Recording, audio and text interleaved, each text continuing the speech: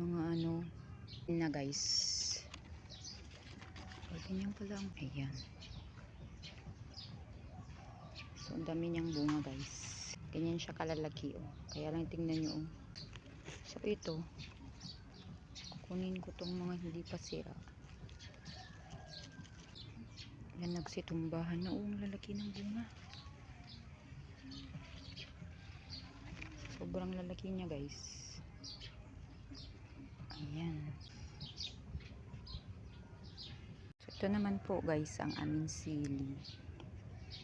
So dami niyang seeds. Marami siyang bunga guys. Bulak-bulak oh.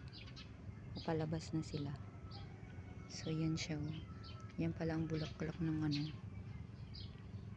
sili guys.